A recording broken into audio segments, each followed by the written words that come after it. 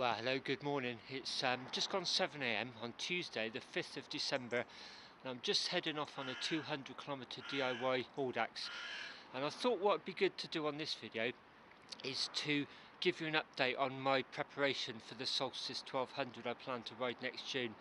So, the first few videos were about my route planning, and I went through how I use 3 different route files for the ride itself. The first 2 are going to literally take me to the door of my accommodation to avoid any sort of stress on the day, and then I'll start a file the second day, and then on the third day, which will incorporate the second half of the route in effect. And then I showed you how I joined those 3 routes together for the submission process, and then how I zipped them down and sent them in on an entry form. So what that does mean, if I ride on 3 different routes, I will actually be saving 3 different ride files, so I'll sort of have to reverse the process at the end, and that's slightly different. Even though today's route is in 1 complete route file, I'm actually going to save it twice at various places on the route, so I'll end up today with 3 ride files. I'll show you how I go about joining those. But it's now 10 o'clock and I've just come into Salisbury. You may see Salisbury Cathedral behind me. I've been blown away by that view for about the last 35 years. One of my very early long distance bike rides was from Bath down to Salisbury. Major achievement at the time. I remember seeing that, and I was listening to a lot of Kate Bush at the time, and just this one song just came in my head, and it's been there for about the last 35 years. Oh, England, my lion heart. So just a brief description about today's route. I headed southeast from Bath down alongside the River Wylie to Salisbury, and now I'm going to do a turn here and start heading northwestish, skirting around the edge of Salisbury Plain, and then cutting just above the M4 in the M4 corridor before I do a turn there just south of Malmesbury. Then I'll head down, that would be southwest back to Bath. So as I mentioned at the beginning, although today's route is on 1 continuous file, I'm actually going to save the ride in 3 sections. So Salisbury at the southern end now seems a good place to do that. So here we go. Yes. Save, ride save to history.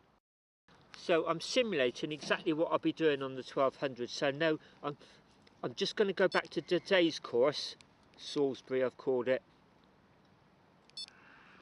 And I should pick up the route. Yeah, there's the overview of the route. So it thinks I'm starting from scratch. So I've just literally just come off, it's picked up the track. Yeah, just telling me I'm slightly off the track. The actual route's just where that lorry is. So as I just did that, started the new route, I noticed the battery was a bit low, so that's exactly the sort of thing that's going to happen on Audax. So there's a seat over there. I'm just going to sit and have a sandwich, give my Garmin about 10 minutes to charge up, and then I won't be stopping at the place that I'd planned earlier on.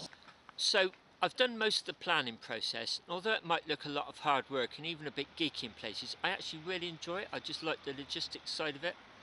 And it just gives me that more control, because I've designed it. If anything goes wrong, I'll know what's gone wrong and why. So, but I do actually thoroughly enjoy it.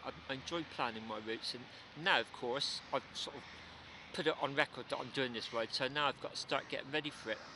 So maybe a little bit about the I don't call it training. I like to think of it as experimenting. Each ride is a different experiment. Like today, for instance, just noticing the battery's getting a bit low. I haven't yet had an alarm, but I'm probably going to get one any sort of minute if I have charged it. So, you know, just change my plans slightly.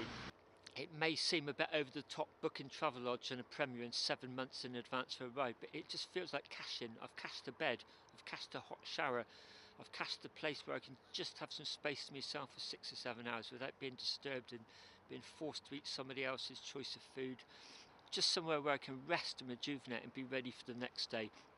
I think from past experience those 2 nights are going to prove crucial. They may not, I don't know, but I'm hoping they will do. So that's the reason for booking the 2 accommodations. Any more than 2 nights and it's just too hard to gauge where you're going to be. So the 3rd night, wherever I am, I'll be relying on a bivvy bag.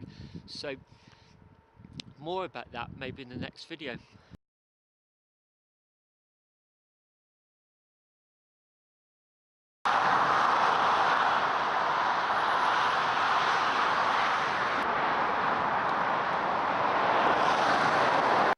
So it's now about 20 to 5. Probably see outside, it's quite dark. I'm approaching the northern end of my ride today. So as I said earlier on, I'm actually going to save it here. So I'm going to stop off. The light might be dazzling, but so I'm going to save this ride now. So that's 2 parts of this route I've now saved as 2 separate rides. In a minute I'm going to start the third section, which will take me home. So what I'm doing in effect today really is practicing what I will be doing on the 1200, and that's saving 3 different files which I'll then need to stitch together when I get home. One of the slight problems about this today is the route I submitted was slightly over 200 kilometres, 200.7. I could easily be slightly under distance. So what I'm going to do now is check my history and see what the last 2 rides total up. It means doing a bit of mental arithmetic. So another little tip, I carry an old pair of prescription reading glasses. They're out of date, but I just carry them in the saddlebag. If they get damaged or scratched or lost, it's not a big issue. But the first 2 rides were 40.1 and 50.8, so if I round that 50.8 up to sort of say 51, I've got 51 and 41, so that's 92, isn't it? So I can now do a quick bit of maths and work out what the minimum the third distance needs to be. So I've totaled up the 2 distances and it comes to 92 miles, so that leaves me another 30 to do 122. I really need 125 to be exactly sure of doing the 200, so that's another 33 miles. So when I get home I can check my distance and just make sure I'm at least on 33. So I'm about to leave this bus shelter shortly. I'll be turning left onto quite a busy road for about a mile or so soon, and I'm gonna hit rush hour. So I've got high vis on, I've got head torch, I've got a very strong front light. It's got 3 settings, and even the lowest of the 3 I have to dip it because it dazzles oncoming road users. There's a band of Scotch light around the tyres. I've got 2 flashing spoke lights which form a band, almost like a band of rainbow as the wheels spin. On the back I've got 3 lights. I've got a very powerful cat eye there which I have on flash. I've got an old Vista light and I use this light stick. So I'm pumping out quite a bit of light on the back. The light stick really is just an excuse to carry 2 spare batteries for the cat eye, but because I'm carrying them, sometimes I'll actually put them on. It doubles up as spare batteries and a 3rd light, and today I feel safer with 3 lights on the back. So I'm about to leave the bus shelter. I'm going to go back to the route and press start. There you go, I've picked up the GPS straight away. So I'm back on course. Well, I just turned off from that main road about a mile and a half, and it's rush hour. Got to say, it wasn't very pleasant, but it's exactly the sort of thing you're likely to encounter on events, so you know, you've just got to get yourself used to it really. Again, it comes down to how do I sort of manage the risk? How can I minimise it?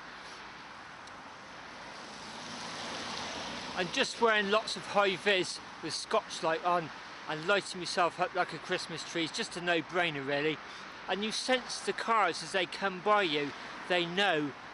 You can just sense they're not quite sure what it is because there's so much light there. Train going by.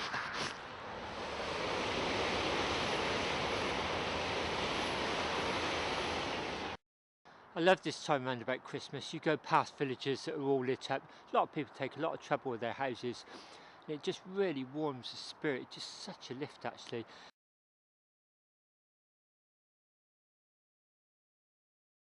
Back home, I needed 33 miles on this last leg just to make sure I was definitely over the 200 kilometres. I round it up to 125 miles. So, I'm going to save this. That's it, so I've got 3 road files to stitch together now. I'm now back home, I'm in front of my laptop and I've got my Garmin plugged in. So I've got 3 files from yesterday's ride, there they are. And At this stage they're in the fit format. So this is a free to use website for actually merging, stitching these files together, and the address is fitfiletools.com. I'll put a link to it in the description of this video, and it's fairly self-explanatory. It's a collection of tools for manipulating fit files. So I'm going to choose this one, File Combiner. I'm going to launch it, and here you go. This is dead easy. You go to step 1, select files. There's the 3 files. Drag my mouse around them so I highlight them all. Press open, and they've appeared in that box. Step 2, go. And now within seconds it stitched them together. Now there's 2 ways you can upload them to Strava. You can go directly this way. I found that really does take quite a long time. So although this is in 2 stages, it's much quicker. This is my preferred method. So I click there, and they've been saved. Dialog box opens. Click OK, and there you go, it's been saved. So I'm going to drag that file onto my desktop. There it is up there. So now I go to Strava, click this box here, upload activity, and instead of uploading it directly from a device, I'm going to choose here File on the left hand menu. Click Browse. Now this takes me to all the documents that are on my desktop, and there you can see Fit File Tools. If I double click that, so within seconds that appears within my ride file, and just to confirm I've done the required distance, it's 124.9 miles. So to merge the files you are reliant on that third-party website, but if you noodle around a bit you can figure out how to get into the code, and then you can figure out how to rewrite it to get it to do what you want to. So to wrap this video up, I'll finish off with how to do that. I'll paste the instructions onto the end credits. Maybe on another video I'll explain why I flip between miles and kilometres. There is a reason I do that, and you probably notice I do it quite often. So until next time.